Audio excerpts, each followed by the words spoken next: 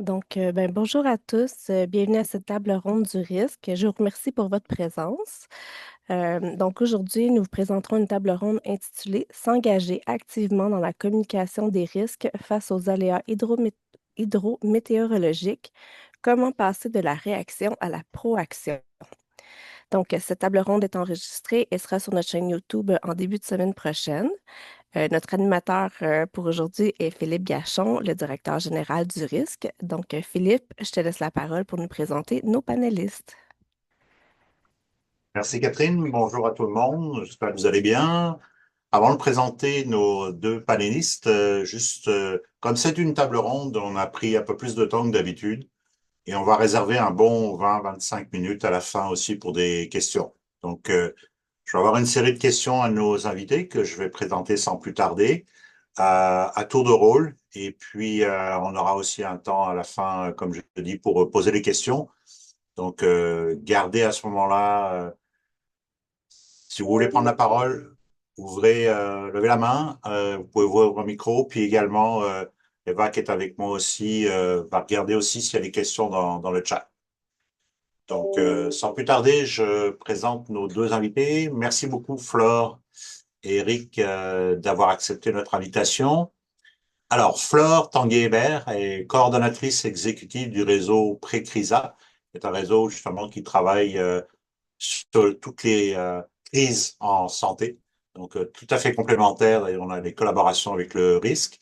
Un réseau donc qui est consacré à la prévention des crises en santé, qui touche aussi à l'approche d'une seule santé, à la fois santé animale, santé végétale et santé humaine. Elle termine actuellement un doctorat en communication à l'Université du Québec à Montréal, où ses travaux portent sur la gestion des risques d'inondation et la communication de risques. Donc, c'est vraiment aussi en plein dans le thème aujourd'hui de cette table ronde. Son parcours allie recherche, pratique et enseignement avec un intérêt marqué pour les approches participatives et le dialogue entre citoyens, institutions, décideurs afin de renforcer la résilience face aux crises environnementales et sanitaires. Encore une fois, merci Flore d'être avec nous. Éric Plaisir. Martel est à ma gauche, dépendamment où vous êtes situé, est gestionnaire avec plus de 22 ans d'expérience en sécurité incendie et en sécurité civile. Il a coordonné les mesures d'intervention et de rétablissement lors de plusieurs sinistres, en particulier les crues majeures qu'on a connues, comme vous le savez, vous en rappelez aussi dans le bassin de l'Outaouais en 2017 et 2019, qui ont beaucoup évidemment affecté les municipalités comme Rigaud, Pointe-Fortune. Éric, justement, était à la ville de Rigaud à l'époque. Lorsque la tempête aussi post-tropicale Déby, plus récemment en août 2024, s'est abattue sur la collectivité de Pincourt, dans ce mois-là, il y a déjà un an et demi. On lui reconnaît son engagement, Eric, sa rigueur et sa capacité à proposer des mesures innovantes misant sur l'approche interdisciplinaire, la co-création et la transversalité des connaissances. Il a également contribué à de multiples projets de recherche académique, à la publication d'ouvrages et d'articles, et certains d'ailleurs en sécurité incendie, plus qu'en sécurité civile. Donc voilà, merci encore une fois, Eric. Euh, Sans plus tarder, je vais commencer par deux questions, Eric. Tu vas avoir 5 minutes chrono pour répondre. La première question, pourquoi les autorités locales devraient-elles davantage s'engager en communication des risques et quels sont, selon vous, selon toi, les principaux défis, mais aussi les possibles retombées positives de cette communication des risques? Merci Philippe. Dans un premier temps, merci à tout le monde d'être là. Merci à Flore d'être ma complice dans cette aventure. Fidèle à ma réputation, Philippe, j'ai envie de répondre bêtement qu'elles ont l'obligation de le faire. Hein. Ça, c'est mon habitude habituelle. Puis pour ça, je les réfère aux articles 5 à 10 de la loi sur la sécurité civile visant à favoriser la résilience au sinistre et de ne pas trop s'enfarger dans le fait que les articles 8 et 9 sont présentement encore ombragés parce que les règlements n'ont pas été adoptés. Dans cette optique-là, je me dis toujours, j'aime mieux me préparer avant puis d'être organisé que de me faire organiser. C'est bon qu'on ait cet atelier-là en ce moment. Concrètement, un exercice de communication des risques, bien planifié, bien aligné sur les enjeux locaux, puis bien coordonné pour impliquer les bons intervenants, c'est à la fois bénéfique pour les employés, les élus et les citoyens. Autrement dit, c'est l'opportunité d'établir un dialogue et de tenter de développer une même compréhension relative à différents aspects de la sécurité civile. Communiquer les risques, c'est la pierre angulaire de ce que moi, j'ose appeler la plateforme locale de réduction des catastrophes. Un tel exercice, ça permet de créer un pont tangible entre experts, principaux acteurs municipaux puis les citoyens, pour explicitement traduire ce que moi, j'appelle mes 3 étoiles du match. Puis là, je suis désolé, il y a une excellente game de hockey, on est en train de la manquer, mais ceux qui me connaissent savent que j'ai une formule des 3E, puis une formule des 3E, puis une formule des 3A, puis je réfère souvent au sport pour les expliciter. Fait que ma formule des 3E, c'est énoncer les aléas, exposer les vulnérabilités, donc le risque, puis encourager l'adoption de comportements prudents. Donc, en s'engageant de la sorte, les autorités locales et leurs citoyens peuvent ensemble jouer dans la même ligue majeure. Qui n'a pas rêvé en faisant du sport de jouer dans la catégorie 3, hein? De faire le triple lettre. Donc, pour apprécier les aléas et les risques, anticiper les conséquences en cas de sinistre et adopter des mesures concrètes dans les 4 dimensions de la sécurité civile, je les rappelle, prévention, préparation, intervention et rétablissement.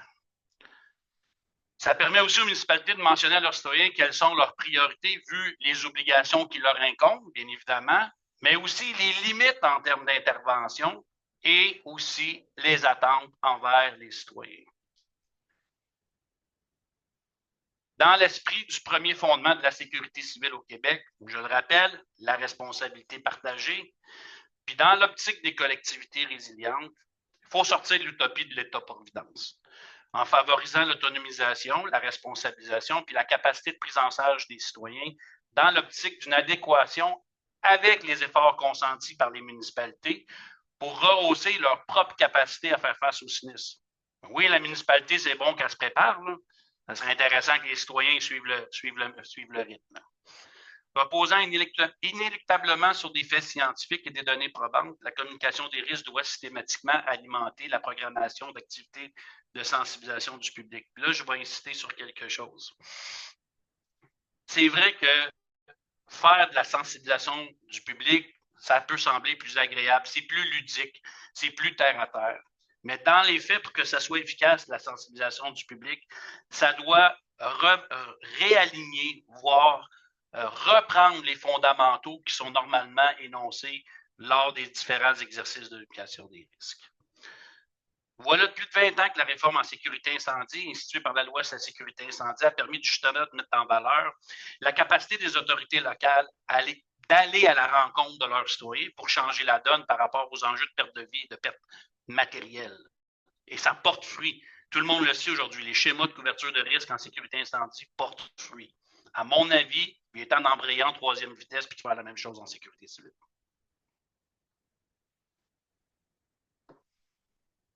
OK. Merci pour cette réponse très, très complète. On va revenir d'ailleurs sur certains éléments à la fin. Deuxième question, comment le triptyque vigie, communication des risques et sensibilisation du public peut-il s'inscrire en marge de l'occurrence ou de la récurrence des aléas hydrométéorologiques survenus depuis 2017? Bon, la vigie, là, c'est avant tout un mécanisme de coordination qui est destiné à rehausser le niveau d'anticipation de l'organisation municipale de sécurité civile. Mais j'oserais dire, mais pas que. Parce qu'en réalité, ça devrait aussi permettre aux citoyens d'en bénéficier pour être capables de faire la même chose. Mais la vigie ne sera pas efficace s'il n'y a pas préalablement des efforts qui ont été consentis en communication des risques.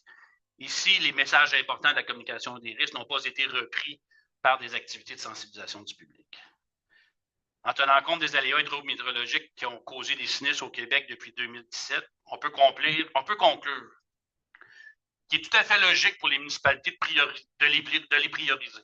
Je pense que on peut pas dire à une municipalité non, tient pas compte des orages, des inondations puis des températures externes, puis concentre-toi sur la pandémie puis sur les séismes. La réalité d'aujourd'hui, c'est ce qui frappe le plus souvent, c'est des aléas hydroclimatiques. Celles et ceux qui me connaissent, je ne sais pas s'il y en a, mais savent pertinemment que je ne suis pas un fan des plans. Surtout pas des PPI. Les plans particuliers d'intervention, là, je ne traite pas là-dessus. Par contre, je le sais que ça en prend. Et là, ce qui est intéressant avec les aléas hydroclimatiques, c'est qu'on est capable de faire un PPI, donc un plan particulier d'intervention, qui porte sur un ensemble d'aléas. Et dans ce contexte-là, moi, je pense que c'est plus facile si on fait un PPI, aléa hydrométéorologique, de justifier la mise sur pied d'une vigie, puis de tout ce que ça comporte. Parce que oui, il y a des investissements qui sont nécessaires, puis oui, ça prend certaines structures pour qu'une vigie, ça soit efficace. Puis là, pour ceux qui me diraient, ouais, mais tu te bases sur quoi pour dire qu'un PPI d'aléa hydroclimatique, ça serait pertinent? Il faut juste poser un regard qui est holistique puis multiscalaire concernant le déploiement des ressources, les effets dominos et les conséquences engendrées par les aléas hydroclimatiques pour être capable de dire qu'en principe, c'est à peu près toujours la même réponse qui est sollicitée de la part des organisations locales. Aussi, depuis 2017, comme tu le disais dans la question, Philippe, les aléas hydroclimatiques s'enchaînent, mais ils font autre chose aussi, c'est qu'ils causent des sinistres qui se superposent ou se chevauchent. Donc, et ça vient exacerber définitivement les affects biopsychosociaux chez les personnes. Moi, à mon avis, d'aller prôner l'autonomisation et la responsabilisation des personnes, c'est bien, là, mais pas sans mettre en place les mesures et les moyens pour les aider et les guider dans cette voie-là. Donc, d'avoir une vigie simplement, pas utile. La vigie, c'est un déclencheur. Hein? C'est le déclencheur de quoi? De la réponse qui doit être adaptée et bien coordonnée. Ça alerte, ça mobilise les coordonnateurs, les gestionnaires de l'organisation multimunicipale de sécurité civile, les partenaires, mais ça doit en faire autant pour le citoyen. La beauté de l'histoire, c'est que les aléas hydrométéorologiques sont surveillés, puis qu'il existe une multitude de moyens pour parvenir à le faire à l'échelle locale. Pour conclure, j'insiste sur ce point. La vigie, c'est bien, mais en complémentarité de la communication des risques et de la sensibilisation du public, c'est mieux.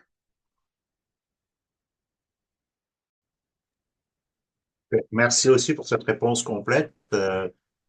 Encore une fois, j'avais un tout petit bout de question, mais je la garde pour la fin. Puis là, je vais passer la POC, comme on dit. J'espère que ceux qui regardent le hockey, tout va bien pour l'instant pour les Canadiens. Donc la POC va être dans ton camp cette fois-ci, Flore. Une question double. Comment arrimer, la vigie hydrométéorologique au dispositif de communication municipale pour qu'elle ne serve pas uniquement à déclencher des alertes, mais à nourrir une culture durable de la préparation? Ça, c'est vraiment une très belle question, un gros enjeu.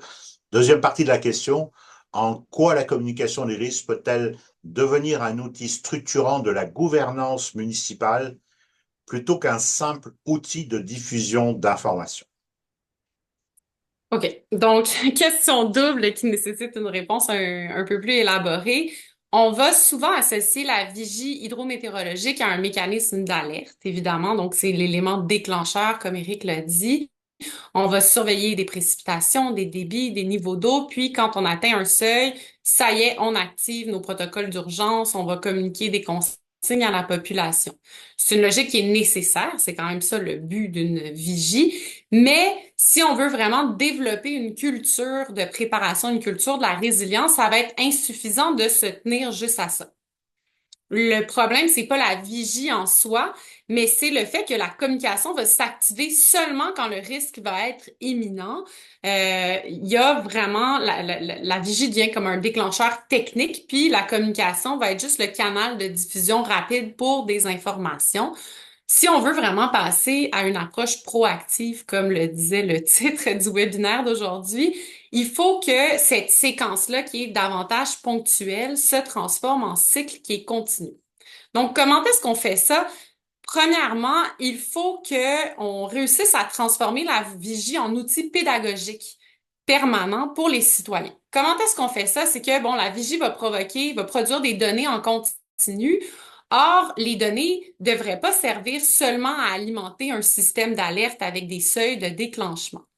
En partageant, par exemple, des informations sur les tendances saisonnières ou en expliquant des dynamiques hydrologiques locales, ou en réussissant à donner le contexte de certaines variations du niveau d'eau, mais ça permettrait à une municipalité, par exemple, de contribuer à renforcer la compréhension qu'ont les citoyens du territoire puis des aléas hydrométéorologiques sur le territoire. Et quand les citoyens comprennent mieux leur milieu puis comment leur milieu réagit aux précipitations, à la fonte des neiges, au cycle climatique, l'alerte éventuellement qui va être déclenchée par les seuils qu'on atteint avec la vigie va être beaucoup plus intelligible. Et puis, ça sera pas un genre de rupture soudaine, mais ça va être vraiment l'aboutissement d'un processus qu'on a compris. Donc, premier élément, on transforme la vigie en outil pédagogique. Mais il faut aussi que la vigie soit arrimée, évidemment, aux décisions territoriales. Donc, si on veut arrimer la vigie à la communication, mais il faut que les décisions d'aménagement puis de planification qu'on prend soient cohérentes avec la compréhension qu'on a du territoire. Donc, les données hydrométéorologiques vont pas seulement orienter les décisions en mode d'intervention d'urgence, mais il faut qu'elles servent à nourrir les discussions sur, par exemple, des projets de développement immobilier, la gestion des plaines inondables, certains investissements qu'on va faire en infrastructure. Donc, quand la communication va accompagner ces décisions-là avec les données factuelles qu'on a avec notre vigie, on est capable d'expliquer certains choix, d'expliquer certaines contraintes, de faire des arbitrages entre les décisions qu'on prend. Ça devient un outil de gouvernance et puis c'est pas seulement un outil d'information. Finalement, comment est-ce qu'on fait pour faire de la communication une fonction structurante de notre intervention? C'est là vraiment qu'on va avoir le déplacement le plus important. Si la communication est seulement considérée comme une fonction de diffusion, donc on publie un avis, on transmet une consigne, on explique aux citoyens certaines choses, ça va rester périphérique. Mais si elle est intégrée dès le départ dans le processus décisionnel, ça peut vraiment jouer un rôle structurant. Donc, on va être capable, par exemple, en établissant un dialogue avec la population, d'anticiper certaines réactions sociales, d'expliquer les choix en amont, comme ça, quand vient le temps de prendre des décisions ou d'appliquer des mesures d'urgence, par exemple, ben, les gens ont une idée de où est-ce que ça provient. On va être encore mieux capable de coordonner les messages entre les services municipaux, mais on va le voir aussi à la prochaine question, entre les différents intervenants qui vont être appelés à communiquer sur les risques. Puis, on a vraiment une conversation continue par rapport aux risques. Donc, autrement dit, la communication va pas venir après la décision, mais fait partie du processus par lequel la décision se construit. Donc, arrimer la vigie hydrométéorologique au dispositif de communication municipale, c'est de passer, comme je l'ai dit, d'un mécanisme d'activation qui est ponctuel à vraiment une intégration qui est continue puis qui est arrimée dès le départ dans nos décisions. Ça devient plus le fait de surveiller pour alerter, mais ça va être de surveiller pour comprendre, puis pour expliquer et planifier. Puis c'est dans cette continuité-là que la communication va devenir un levier de gouvernance municipale. Très intéressant. On va revenir certains éléments, surveiller pour comprendre. J'imagine que c'est le nerf de la guerre en communication. Alors, deuxième question. Dans les contextes où de nombreux acteurs interviennent, on a évidemment les municipalités, les MRC, les organismes de bassin versant, tout ce qui concerne évidemment les autorités à la fois au niveau provincial et fédéral. Comment assurer une cohérence des messages et éviter surtout la confusion, notamment sur le terrain? Donc, dans des contextes liés aux aléas hydrométéorologiques, c'est sûr que la multiplicité des acteurs est inévitable. Puis la diversité qu'on va avoir, ça peut être une grande force plutôt que de l'avoir là, en prenant peur et en se disant ça va être difficile de se coordonner parce que ben, ça va permettre de mobiliser des expertises puis des mandats qui sont complémentaires.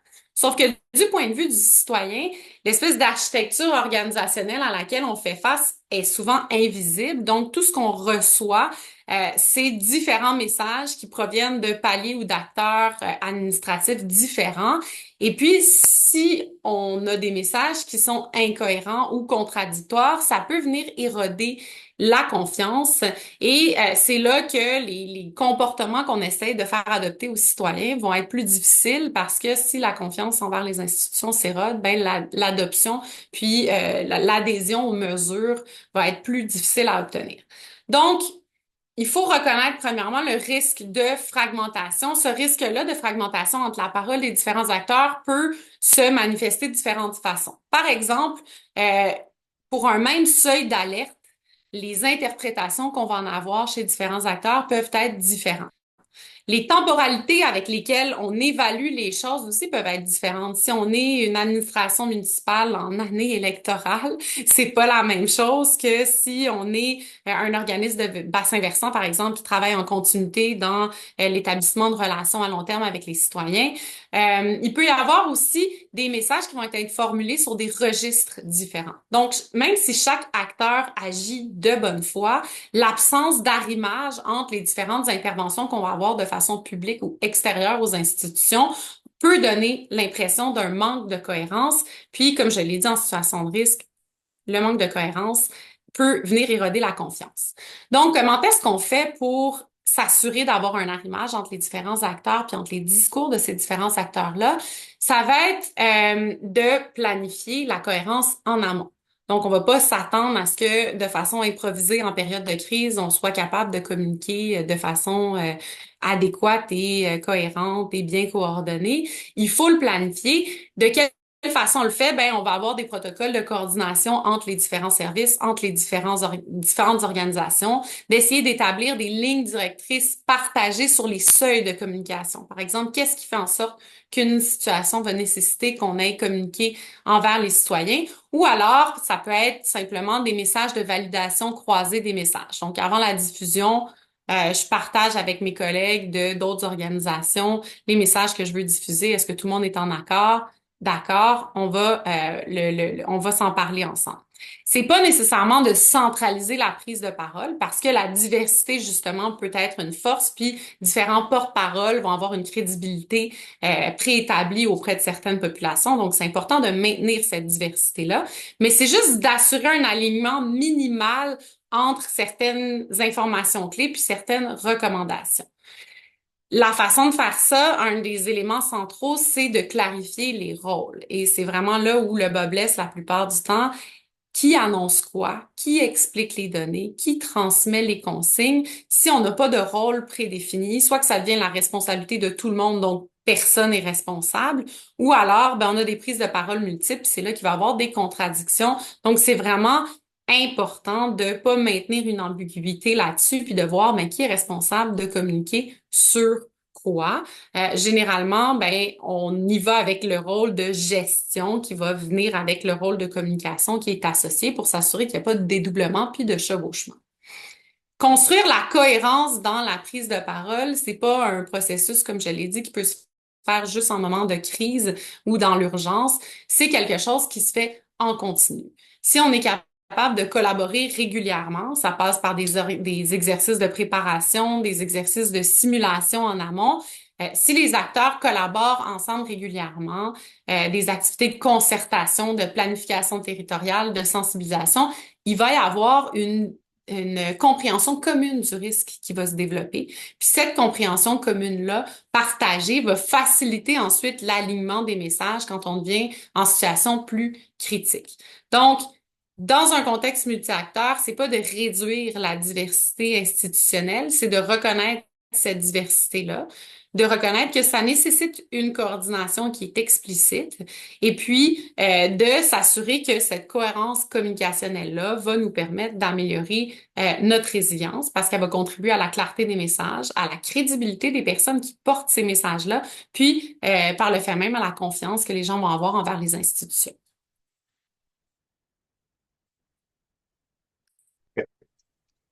Merci encore une fois, Fleur. Je repasse la POC à Eric.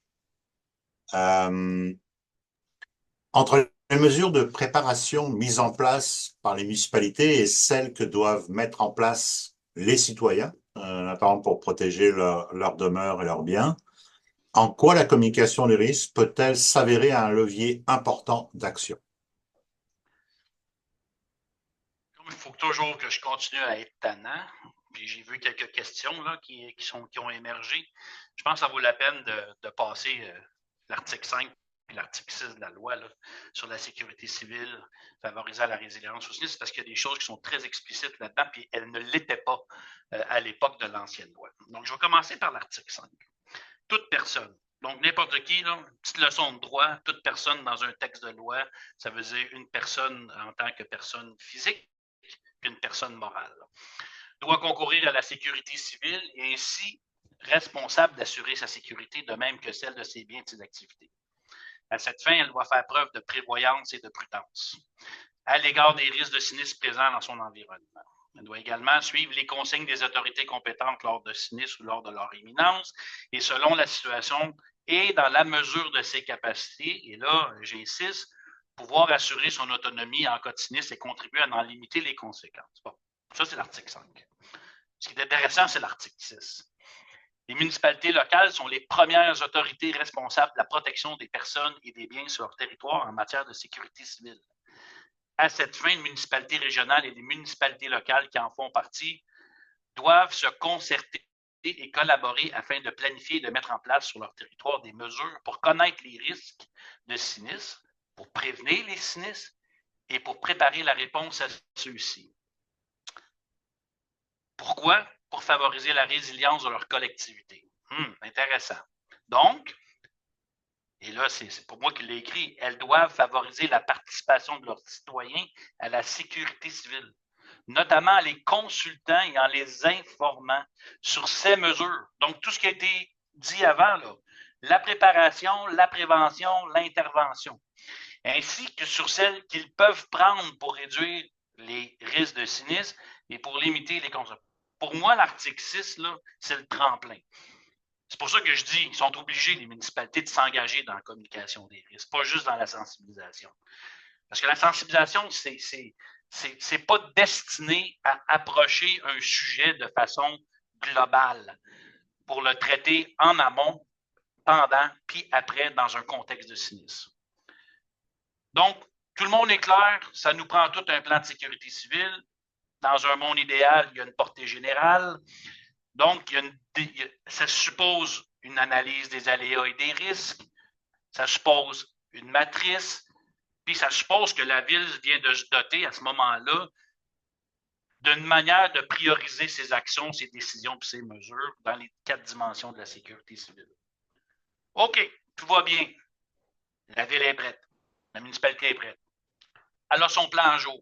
Elle a fait des investissements conséquents. Elle est investie dans la formation de son monde. Elle a fait des ententes avec des partenaires externes pour rehausser ses capacités. Sauf que les citoyens n'ont pas accès au plan municipal de sécurité civile, puis ils ne devraient pas y avoir accès non plus. Puis c'est bien correct comme ça devrait être un document qui est protégé. Mais je vous rassure, comme vous et moi, les citoyens n'ont pas envie de lire un cartable de 5 pouces. Ça ne l'intéresse pas. OK?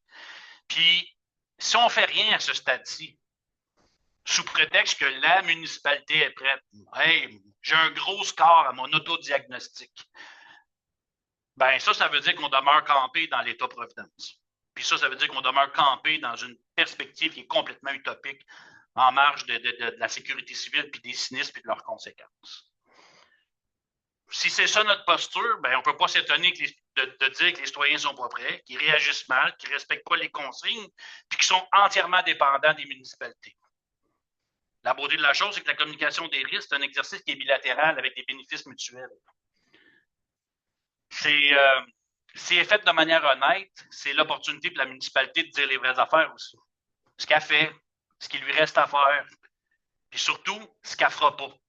Puis moi, je vous le dis, là, on a fait entre 2017 et 2023, Rigaud, on a adopté cette posture-là, puis ça a complètement changé la donne. De se parler franchement, puis de pouvoir fixer les vraies attentes de part et d'autre, ça permet de faire pas mal de choses en termes de résilience. Puis en même temps, ben, c'est pas sorcier. On est capable d'expliquer aussi qu'est-ce qu'on fait dans les 4 dimensions de la sécurité civile. Et là, de dire finalement, ah oui, on est sur une voie de rendre les gens plus autonomes et responsables. Et pourquoi? Mais dans une perspective de prise en charge. La ville doit se prendre en charge. La ville elle a une paquet de priorités. Puis la ville doit s'occuper en premier lieu des sinistrés et des personnes les plus vulnérables. Le reste de la population, qui n'est pas directement affectée, ben, doit être capable de faire une prise en charge puis d'être capable de rester autonome. Ben, si on ne se parle pas, là, puis si on ne met pas des mécanismes de communication de risque de façon perpétuelle, là, dans un cycle continu, puis là, Flore, tu l'as tellement bien expliqué quand tu as donné ta réponse précédente, je veux dire, si ce n'est pas holistique au sein de la ville, ça ne le sera pas non plus après pour les citoyens.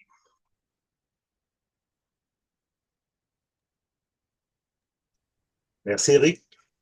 Autre question pour toi, Flore. Pourquoi la communication des risques demeure-t-elle encore largement associée à la gestion de crise plutôt qu'à la planification et la prévention? Et que faudrait-il transformer dans la gouvernance municipale pour qu'elle devienne un levier structurant de la gestion des aléas hydrométéorologiques, encore une fois, de manière anticipative? Donc, si encore aujourd'hui, la communication des risques est associée beaucoup à la gestion de crise, c'est pas parce que les municipalités vont manquer de volonté ou de compétences, mais c'est parce que l'organisation institutionnelle du risque va favoriser historiquement une logique d'intervention plutôt qu'une logique d'anticipation.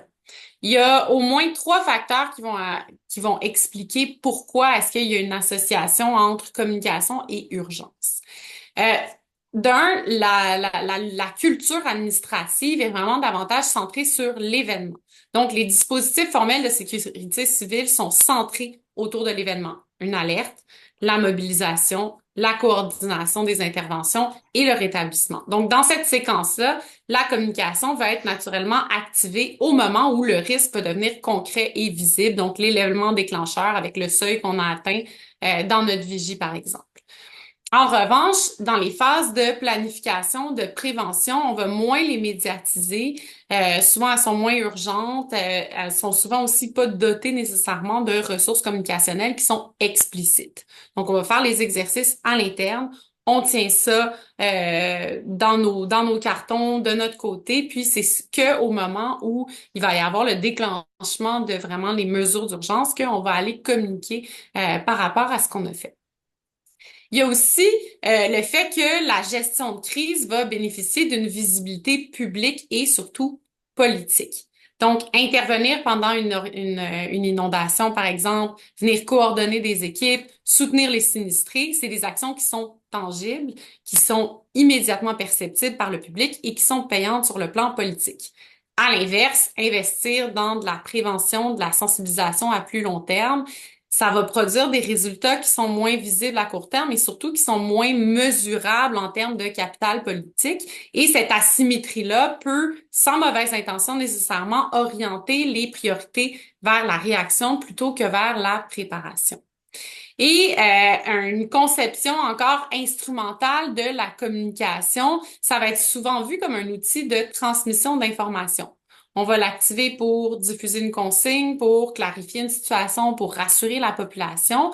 Ça va être moins souvent intégré en amont au moment où on a des décisions d'aménagement, de zonage ou d'investissement qu'on va en discuter. On va faire parfois un exercice là, de consultation publique qui va souvent servir davantage à analyser les décisions ou certaines options de décision qui ont été déjà prises, mais toute la réflexion derrière l'évaluation qu'on a faite du risque va pas être rendue publique, va pas être rendue visible pour les citoyens.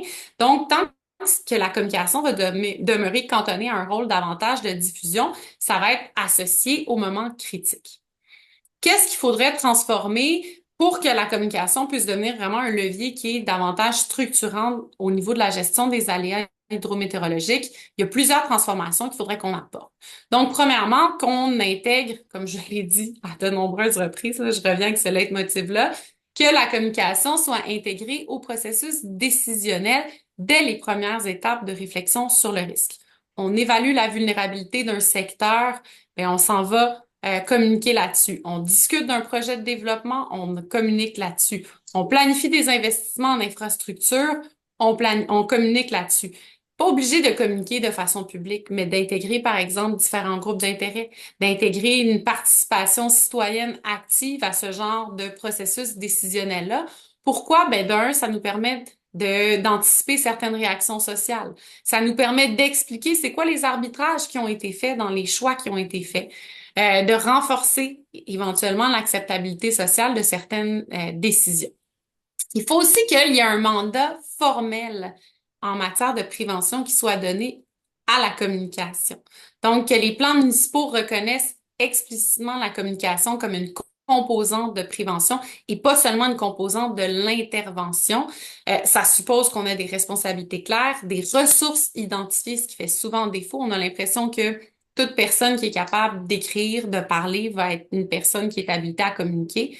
Mais il y a toute une science, il y a toute une expertise derrière, donc des ressources identifiées en communication, puis une continuité dans les actions de sensibilisation. Souvent, ça va être des actions ponctuelles où on les fait à la suite d'un événement. Bon, retour sur l'expérience, OK, faudrait qu'on fasse un peu de sensibilisation, on en fait, puis à long terme, comme je l'ai dit, parce que le capital politique est pas nécessairement là, ben on abandonne graduellement ces efforts-là jusqu'à la prochaine crise qui nous remet dans le visage que faudrait que la communication soit davantage mise de l'avant. Puis, ben, il faut qu'il y ait une vision transversale qui soit développée. Donc, c'est pas juste développé dans un seul service. On a le service des coms qui va faire le travail d'aller transmettre les informations qu'on veut, mais il faut vraiment que les communications soient à la table décisionnelle, qui relie à la fois la sécurité civile, l'urbanisme, l'environnement, les travaux publics, les communications institutionnelles, donc qu'elles soient au cœur de toutes les décisions pour permettre non seulement de voir c'est quoi la diffusion des informations qu'on doit faire, mais aussi c'est quoi les besoins en information qu'on a en amont. Comment est-ce qu'on fait pour faire en sorte que le service de l'urbanisme soit aussi alimenté par les informations dont dispose le service de sécurité civile, par donc les décisions qui sont prises au niveau politique. Il faut que les communications soient au cœur de ces discussions-là pour qu'on puisse s'assurer que elle joue un rôle qui est transversal, donc un rôle vraiment plus structurant au niveau de la gouvernance. Donc, si la communication des risques demeure associée à la crise, c'est parce que on est d'habitude, de façon historique, centré vers l'événement pour qu'on puisse vraiment les faire passer à la planification, à la prévention. C'est pas juste de peaufiner nos messages ou les canaux de communication qu'on utilise, mais c'est vraiment de repositionner la communication au cœur des processus décisionnels pour que ça devienne pas juste un outil réactif, mais vraiment un levier stratégique en matière de gouvernance. Je vous remercie beaucoup de cette réponse très, très complète. Alors, question finale pour vous deux en 4-5 minutes, si vous pouvez intervenir. On va commencer par Eric et après toi, Flore. Qu'est-ce que cela signifie concrètement pour une municipalité de développer une véritable culture du risque plutôt que d'intervenir au cas par cas de façon réactive? Et si vous aviez 3 transformations prioritaires à recommander aux municipalités pour passer de la réaction à la proaction en communication des risques, quelles seraient-elles? Je vais y aller, Flore, si ça ne te dérange pas. Puis je suis content parce que tu as fini avec le mot gouvernance. C'est parfait. Je fais le lien tout de suite. Percevoir la sécurité civile, non pas comme l'affaire des services d'urgence de première ligne, là, mais comme une préoccupation quotidienne. En fait, la sécurité civile, c'est pas différent que de gérer des ressources humaines et des ressources financières. OK? Puis comme le répétait si bien notre mentor mutuel, à Flore et moi, feu Jean-Bernard Guinton, la sécurité civile, voire la résilience, il faut que ce soit au cœur de la gouvernance. Puis il vaut mieux voir ça avant que le ciel s'assombrisse puis qu'il nous tombe sur la tête. Excusez-moi. La sécurité civile, c'est l'affaire de toutes les municipalités, mais aussi de leur collectivité. Puis Flore, tu as tellement insisté là-dessus. C'est un cycle continu. C'est pas l'affaire de l'organisation, c'est l'affaire de l'organisation dans l'esprit de sa collectivité. Fait que les efforts, ils doivent être multiscalaires, de manière intrinsèque, donc propre à l'organisation, mais extrinsèque. En beauté, la beauté de l'affaire, là, c'est que la communication des risques, c'est les deux côtés d'une même médaille. Organisation puis citoyen. En ce sens, mes recommandations sont les suivantes. Que les élus, DG, coordonnateurs et gestionnaires de mission prennent le temps de lire Communication des risques météorologiques et climatiques. C'est québécois, mais même si ça a été écrit et publié depuis 2017, ça demeure très pertinent. C'est un bon petit 300 pages à s'investir. Là, je vais peut-être être considéré un peu cinglant, mais des fois, le message, il faut qu'il soit passé de façon franche. Embaucher une personne qui est justement formés en sécurité civile. Arrêtez de croire que le DG peut faire le job. On a professionnalisé les pompiers, la police, à peu près tous les métiers qui sont dans le giron des autorités locales. Mais pour planifier, organiser puis coordonner une démarche aussi macro que la sécurité civile, on veut faire reposer ça sur les épaules du DG, qui est probablement la personne la plus surtaxée. Puis en passant, la sécurité civile, c'est pas non plus que l'affaire des pompiers. Parce que souvent, au niveau des municipalités, la Sûreté du Québec est leur police. Ils ne contrôlent pas les ambulances. Ce qui reste le plus près d'eux en termes de services d'urgence, c'est la sécurité incendie. Donc, dans mon livre, il est préférable même, vu les enjeux que soulève la gestion de la sécurité civile, qu'elle demeure, la gestion de la sécurité civile demeure aussi près que possible du plus haut niveau de direction d'une municipalité. Ma troisième recommandation, c'est chaque année, réaliser au moins un exercice de communication des risques en traitant d'un aléa et en complémentarité, réaliser une activité de sensibilisation du public pour en rappeler les essentiels discutés. Moi, j'aime bien dire ceci, la communication des risques, c'est bien d'y penser, c'est encore mieux de le faire. Merci, Éric. Flore? Donc, moi, je suis très d'accord avec toutes les suggestions d'Éric. Améliorer, là, avoir une culture du risque au sein d'une organisation, c'est pas juste améliorer ses plans d'urgence, multiplier ses outils d'alerte, même si, bon, ça contribue. C'est vraiment d'opérer un changement qui est plus profond que ça. C'est de passer d'une logique où le risque est pas perçu comme un événement ponctuel, exceptionnel. C'est de voir que c'est une réalité structurelle du territoire sur lequel on est. C'est encore plus vrai dans un contexte de changement climatique où est-ce que on voit la multiplication des événements autrefois jugés comme étant externes. C'est une réalité avec laquelle on doit composer. Donc, le risque devrait être au cœur des préoccupations.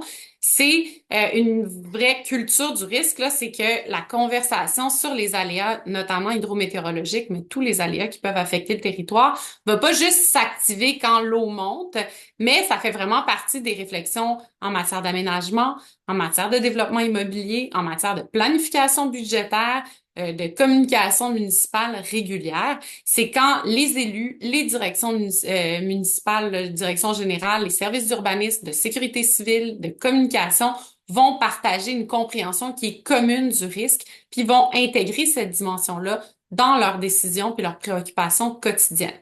Donc, c'est pas la crise qui va déclencher la communication, c'est vraiment la compréhension qu'on a du territoire qui va structurer notre action. Donc, ça se fait à travers la communication, mais évidemment, il y a d'autres préoccupations là, qui sont sous-jacentes à ça.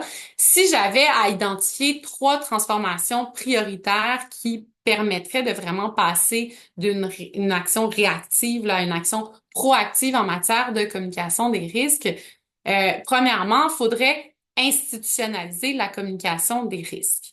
Donc, c'est vraiment de l'intégrer dans la gouvernance municipale, c'est-à-dire de lui donner un mandat qui va être clair, des responsabilités qui sont définies et des ressources en amont des événements. Il y a peu de ressources qui sont consacrées à la communication dans les municipalités. On a déjà plein de choses. Les ressources sont déjà hyper étirées. Ça devient souvent la responsabilité de quelqu'un, un élu ou une autre personne qui va se retrouver avec communication municipale comme responsabilité. On dit les MRC, justement.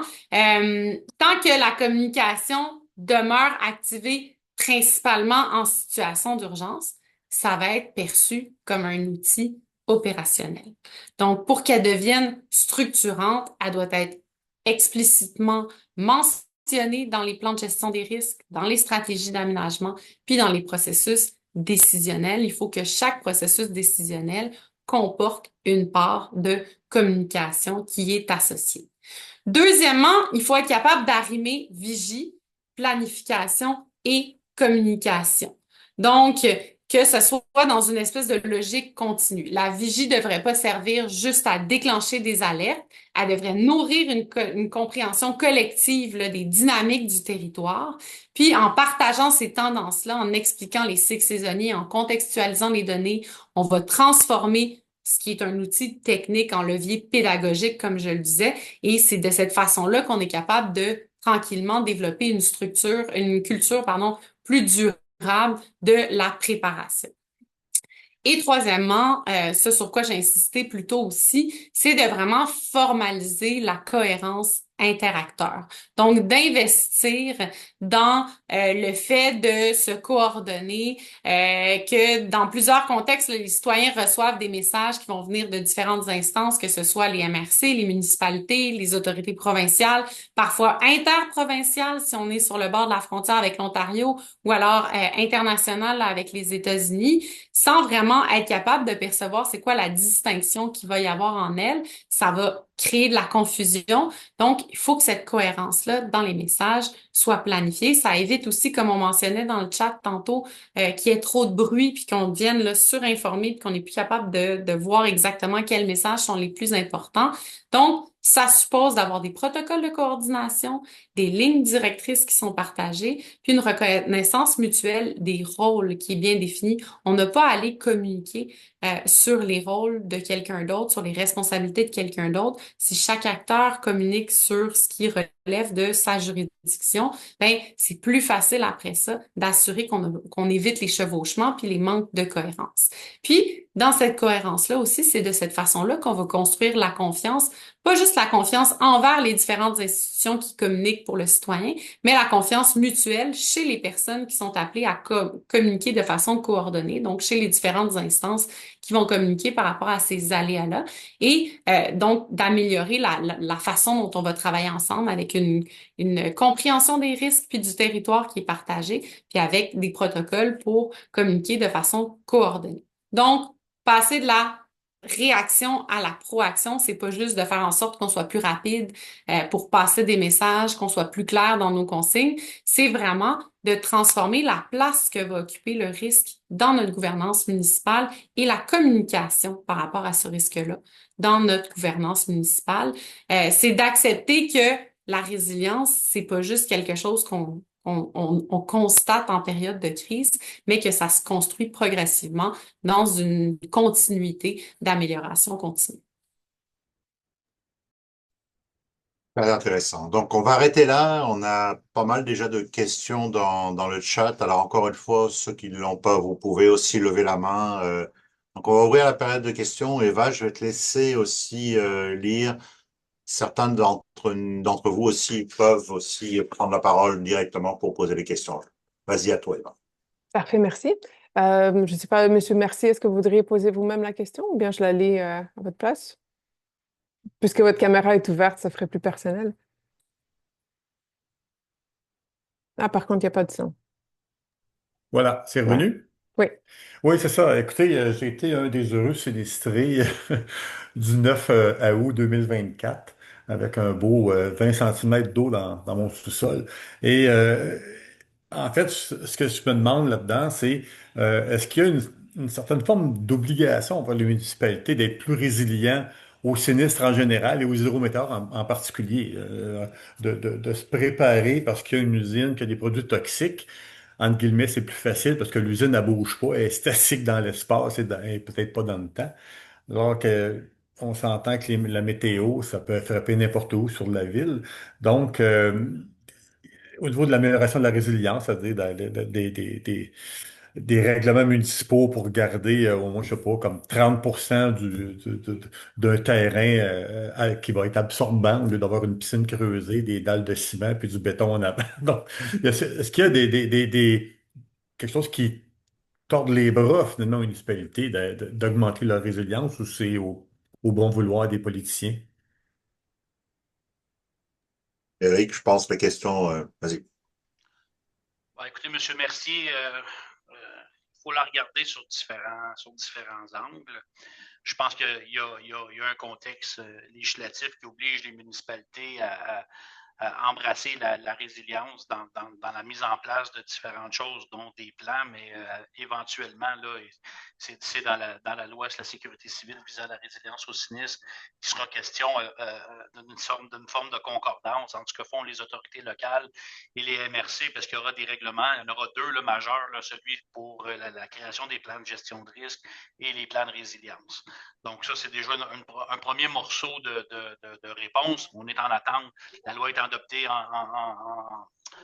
en 2024. On est en attente que les règlements soient pris par le gouvernement pour être capable de savoir c'est quoi les critères. Mais en attendant, les municipalités ont quand même l'obligation d'avoir un plan de sécurité civile puis de mettre en place des mesures pour répondre aux impératifs que j'expliquais tantôt au niveau des articles 5 et 6, là, puis que ce ne soit pas juste elles qui soient engagées, mais aussi leurs citoyens. Demain matin, on ne fera pas les infrastructures d'une ville au complet pour faire face aux intempéries pluviales qu'on a connues. Là. Je crois que tout ça les municipalités en sont bien conscientes. Il y a des plans d'adaptation climat qui sont en cours dans les 82 MRC des municipalités. Je veux dire, il y a des choses qui commencent à s'imbriquer pour faire en sorte qu'on prenne le taureau par les cornes. Mais il y aura toujours, puis ça c'est comme ça la vie, là, la vitesse ne sera jamais la même. Okay? Ça dépend de la capacité des organisations. Il y a des organisations qui vont le faire de façon un peu plus locale. Il y en a qui vont vouloir que ce soit d'office plus régional parce qu'il y a une question de capacité et une question de ressources. Là.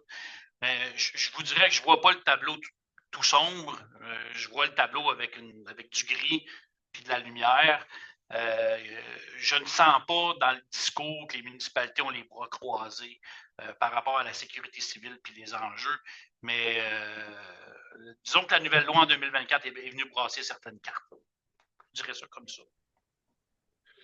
Juste un petit point, Philippe, là, pour le gouvernement de tout le monde, je suis météorologue retraité dans l'Environnement Canada après 35 années de service. Fait que aujourd'hui, ça m'intéressait tout particulièrement, surtout lié avec la sécurité civile. Là, donc, voilà, c'est juste pour mettre les choses au clair. Merci. Merci. On a une deuxième question. Au-delà des dispositifs d'alerte, quels mécanismes institutionnels ou communautaires permettent d'ancrer durablement une culture du risque afin que la prévention devienne justement un réflexe collectif et non pas une réponse ponctuelle aux catastrophes? Allez-y, l'un ou l'autre.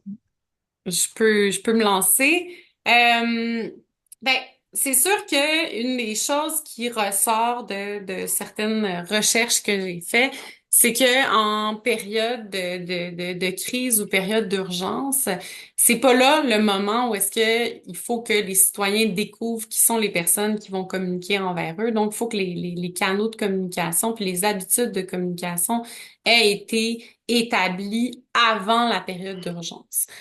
Donc, une des mesures de base là, qu'une municipalité peut décider de faire déjà, ça peut être d'essayer de mettre en place des communications sur la communication, ça peut avoir le même état, mais d'expliquer où les informations vont être disponibles. Il y a peu de citoyens encore aujourd'hui qui vont être abonnés aux alertes de leur municipalité.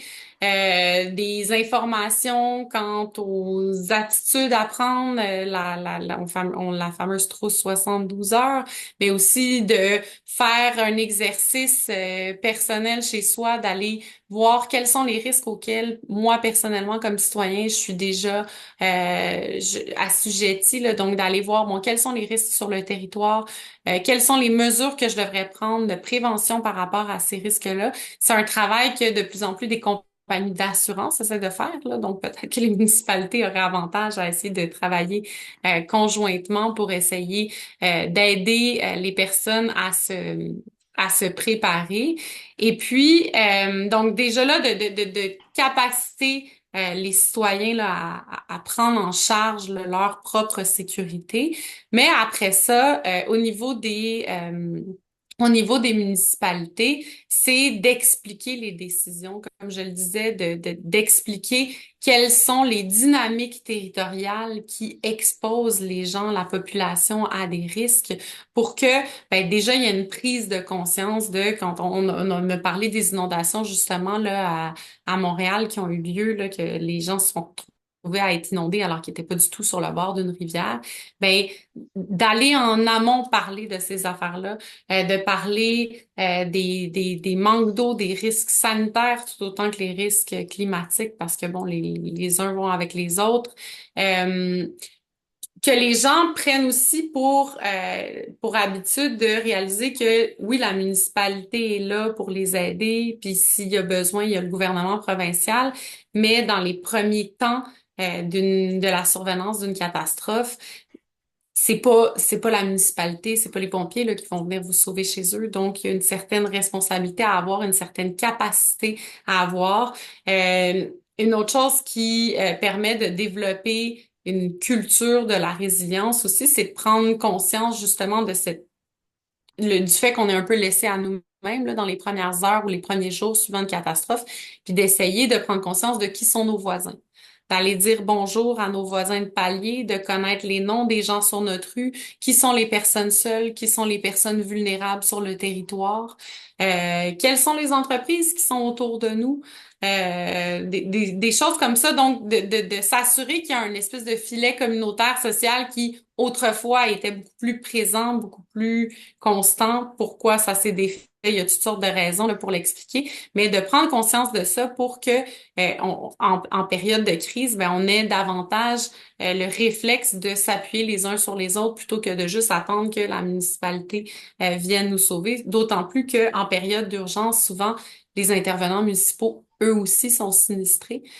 Donc, si la capacité de réponse dépasse les capacités de la municipalité, il y a bien des chances que les employés municipaux, les gens à la mairie, eux aussi soient affectés.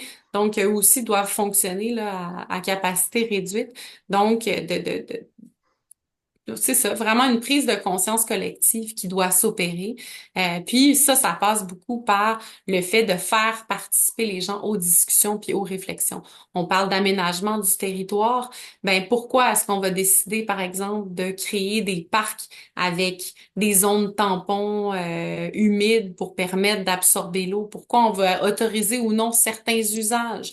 Quand il y a des réflexions dans certaines municipalités carrément sur le déplacement de certains quartiers qui sont situés en zone inondable de récurrence trop élevée, des choses comme ça, ben si il y a des discussions qui sont plus ouvertes, qui sont plus partagées avec la population là-dessus, puis que on devient partie prenante de la décision puis de la réflexion, ben à ce moment-là, la prise de conscience s'effectue d'elle-même. Merci. Monsieur Desmarteaux, voudriez-vous lire votre question? Oui, bonjour. Fabien de Marteau. Moi, je suis un entrepreneur, en fait, une petite entreprise de la région de Lévis. En 2025, on a vécu une grosse trompe d'eau dans la province. Et puis, à Lévis, on a été particulièrement touché au niveau des autoroutes, réseau autoroutier, ainsi que les gros boulevards, vraiment les grosses artères routières. Et puis, en fait, j'avais amené une idée avec un plan de contingent, justement, que j'avais écrit un contingent planifié. Parce qu'en fait, quand les autorités sont débordées suite à une pompe d'eau subite, on arrive à une problématique spéciale. Je pense que, monsieur, merci, vous riez, mais vous comprenez, je pense, où je m'en vais un petit peu. Non, vous avez dit déborder dans un cadre d'inondation. D'accord. Désolé, le terme mal choisi. Mais en tout cas, quand on parle de débordement, justement, c'est là que je m'en allais. Mon entreprise s'appelle ProRisque.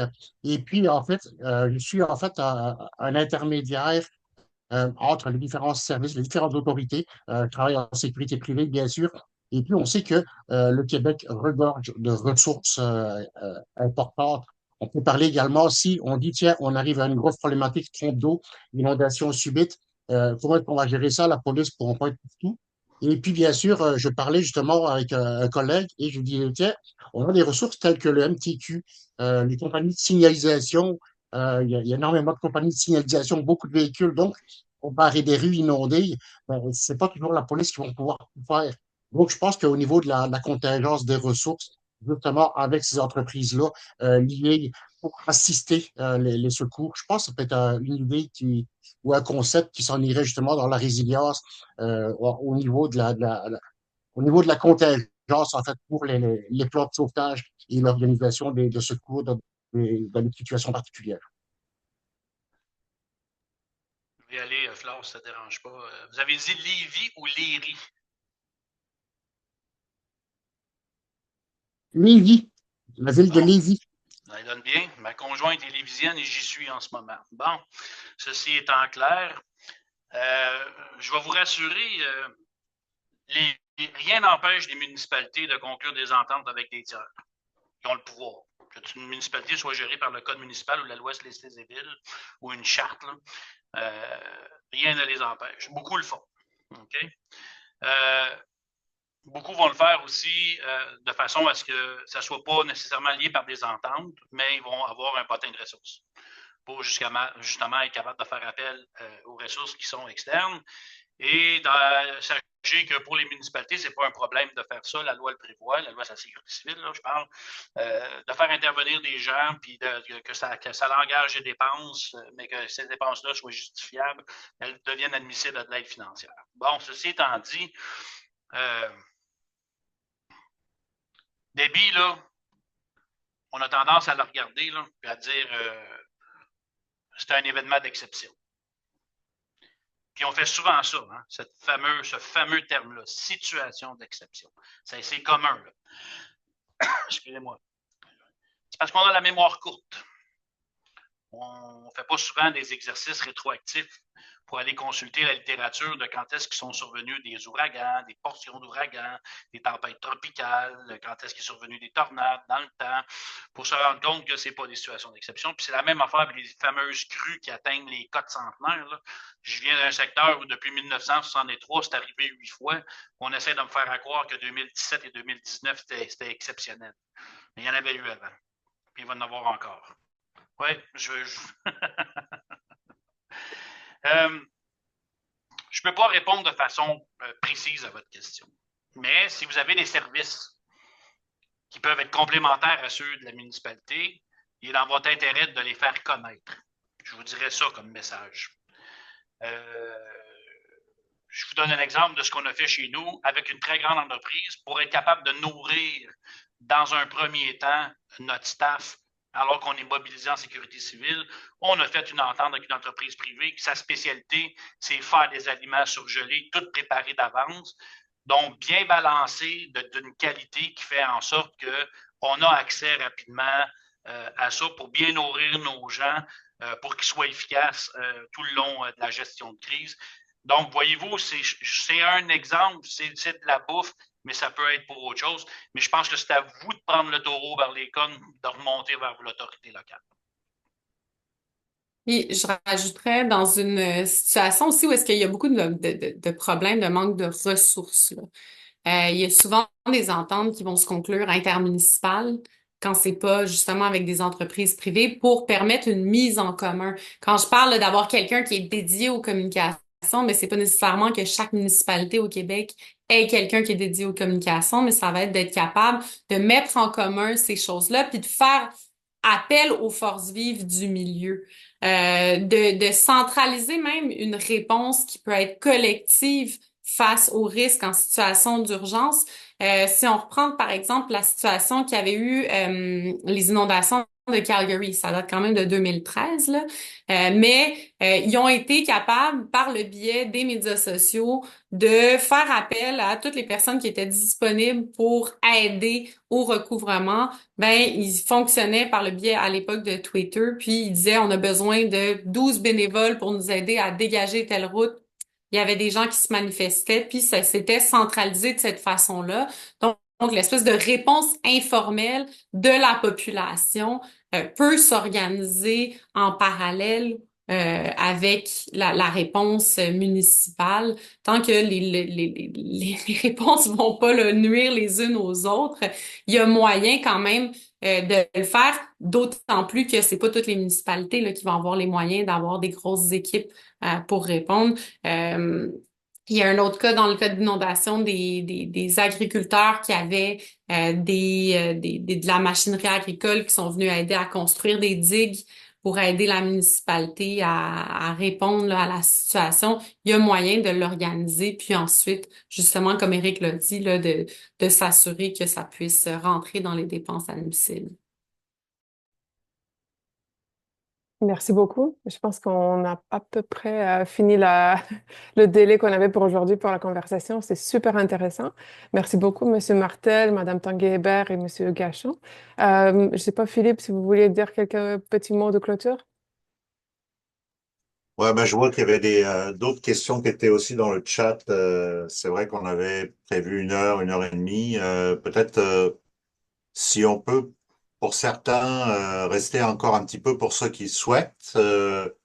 Moi, je pense qu'il y a deux, trois petits commentaires ou questions qui seraient l'intérêt aussi. J'ai pas de Euh, problème. Peut-être, Ouais. si on est tous d'accord, de prolonger un petit 10 minutes.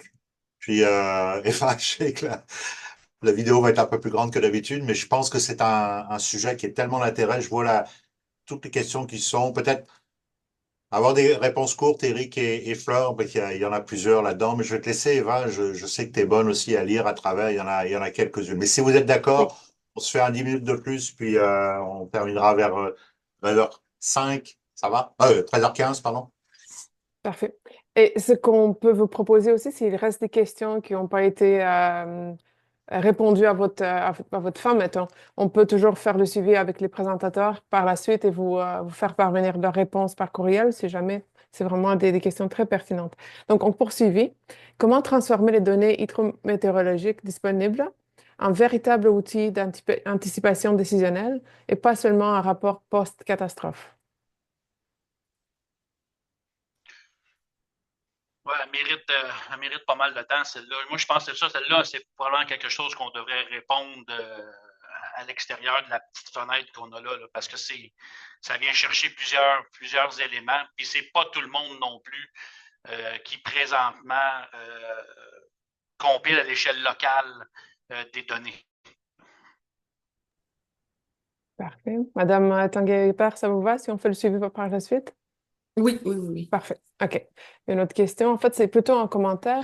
Il faut être prudent face à la surinformation car on perd ainsi l'attention.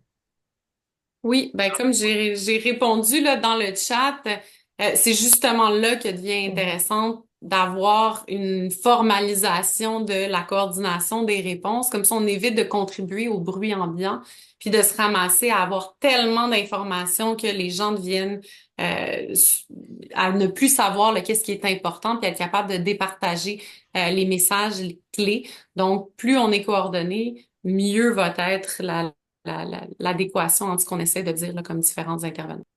Parfait. Ouais, moi, j'ai un terme pour ça, c'est qu'il faut opérationnaliser la communication. Ça veut dire qu'il faut que ça donne du concret. Il ne faut pas que ça soit juste un paquet de messages lancés à gauche et à droite. Et c'est pour ça que j'insistais beaucoup sur la nécessité de faire des exercices de communication des risques et de la sensibilisation. C'est deux niveaux qui se complètent en tant que tels, mais qui n'impliquent pas nécessairement les mêmes acteurs. Merci. Monsieur Gagnon?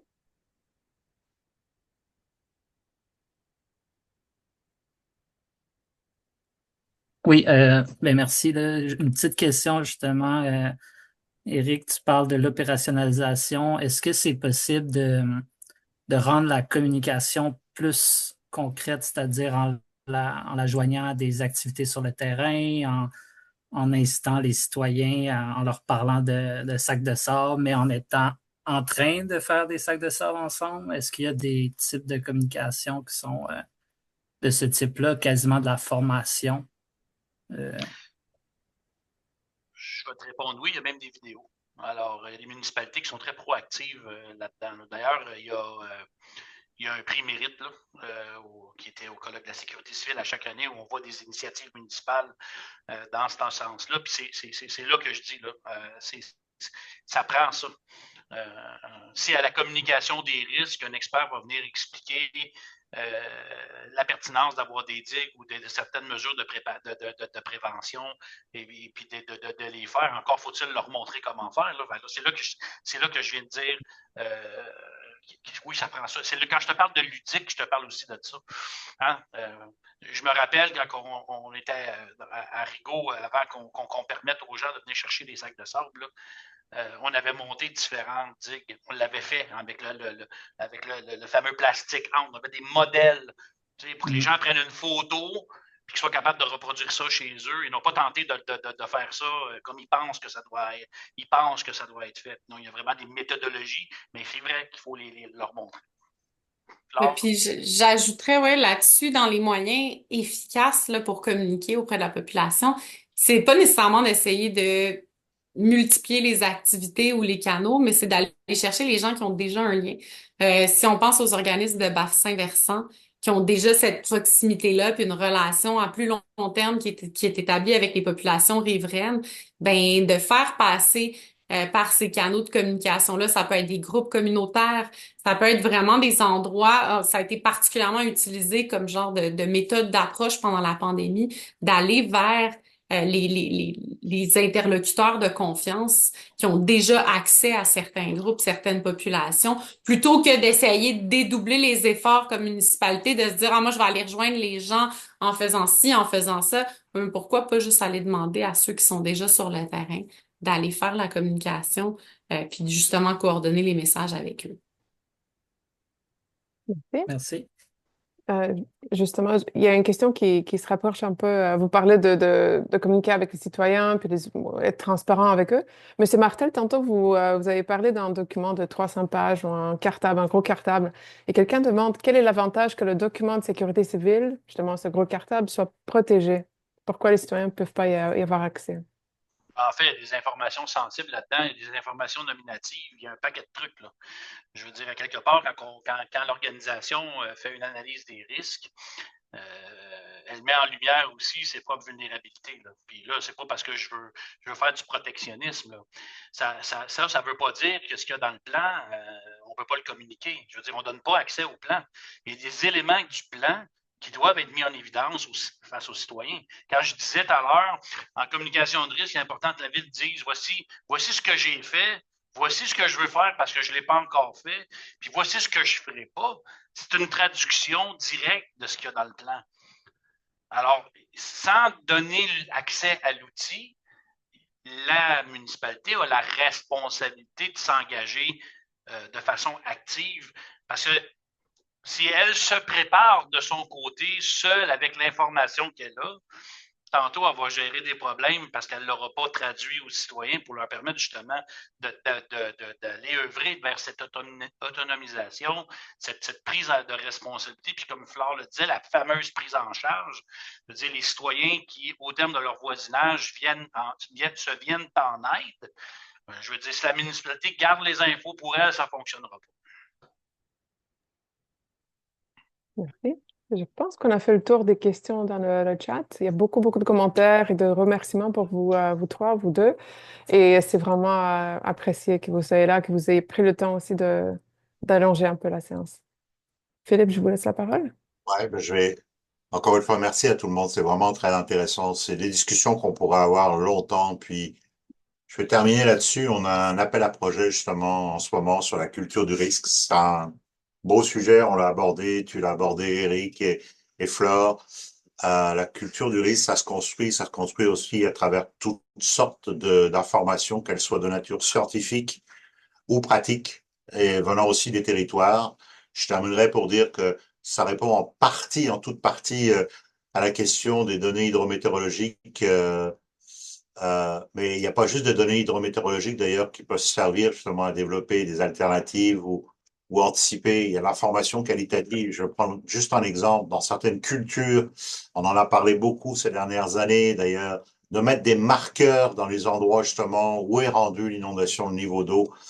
Il n'y a pas si longtemps que ça, au printemps dernier, on était tous à être un peu inquiets. Moi, j'ai vécu l'inondation de 2011 dans le Richelieu, pas personnellement, mais mes voisins. Et quand on a vu les niveaux d'eau, notamment au mois de juillet, parce qu'on avait eu beaucoup, beaucoup de pluie au mois de juin, ça a un peu alerté des endroits où on sait que l'eau s'est rendue à telle période.